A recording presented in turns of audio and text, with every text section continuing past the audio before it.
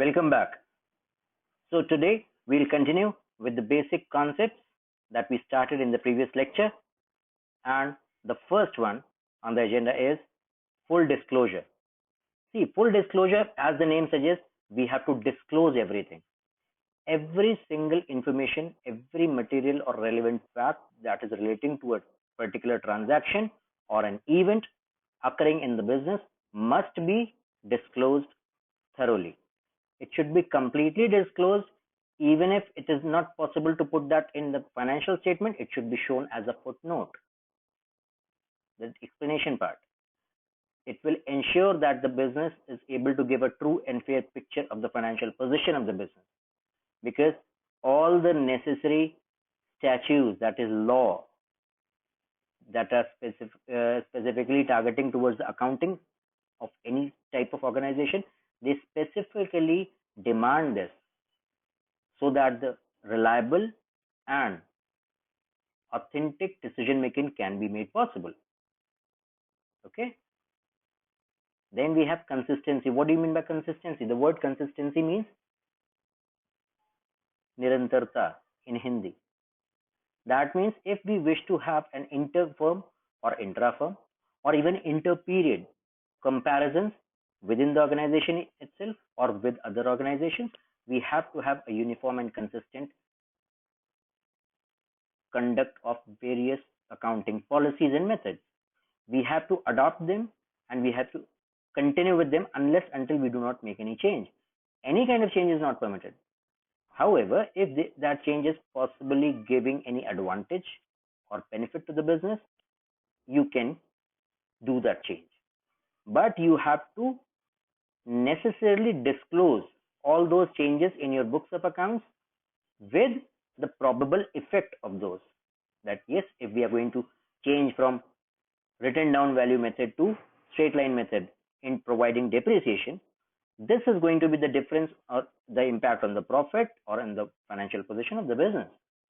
That is what is the basic rule or what you call that concept of consistency principle. Then we come to the most important one, conservatism. Now, just before I start, tell me one thing. If I want to see that my daughter is able to go for any higher studies, any course without any financial hassle, what should I do? I should start saving from today, or she's 8 years old today. If after some years, when she'll reach that age of, let's say, 17 or 18, I should think about the money at that time. If I'm thinking today or I'm thinking on that day, which one is better? Obviously, if I start thinking from today. So now that is what is specified in this concept. That is conservatism. In this concept, we are doing what? See the third point here. Profits should not be recorded unless or until they are realized. But all the losses, even though they are still not faced by the business, they are remotely possible, still they need to be provided for or recorded in the books. Now, this is undoubtedly a very pessimistic approach that, well, we are always thinking of losses and everything, but that is what a wise decision is, a wise approach is, because you are able to provide for, you are able to secure yourself from those probable losses which may occur in future, but you are simultaneously avoiding any kind of overstatement of profit by avoiding those profits unless they are not actually realized.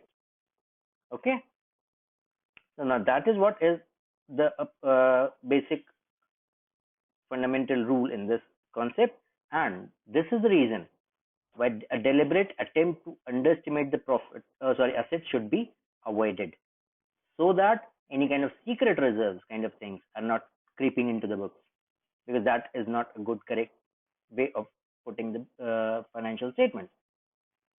Then comes materiality. See, it is a very, very relative term. My teacher once told me that when I had been going through this class 11 concepts way back in Kendriya Vidyalaya, IIT Kanpur, where I used to study as a student. So my teacher told me a very simple definition. he told, Amit, materiality is a relative term. It relates to the situation. Like 1 lakh rupees may not be a very heavy amount for Reliance Industries, but 1 lakh rupees will be a very, very vital amount for a small grocer who is there at the end of your lane or any corner in the market. So the amount is same, but it relates to the situation. So it has to be a material fact depending on the nature and the volume of the amount involved. These things are taken up, and anything which is material, anything which is having a clear-cut influence on the business or its profitability must be recorded in the books. It looks like it slightly relates to very similar to disclosure, but it is not. There we are talking about all information about all the necessary all necessary information. Here we are talking about anything which is material should not be left over. That is what we are saying. Okay. Then comes verifiable objective. See, if your accountant comes and says that, sir, 5,000 rupees are spent for this purpose, please give me the money so that I have paid from my pocket. What will you do? If I am sure you must be a person of sound mind, you will obviously ask for receipt. You will, Mr. Manager, where's the receipt? Where's the document? On what basis you have paid that 5,000 rupees? So, where did you get that? This is a very basic knowledge, a basic concept, a very common sense approach. That is what the verifiable concept is. It states that if there is any transaction to be recorded, we should record it in objective manner, which should be totally free from any kind of bias or any influence of your own notions or methods or thoughts. And that is possible when? If we are able to record the transactions with a proper documentary support, proper documentary proof of the document, of the necessary document. That can be a ticket, bill, voucher, invoice, anything. Okay. Every transaction must be supported with a proper valid documentary evidence. Now, there are two types of systems in accounting.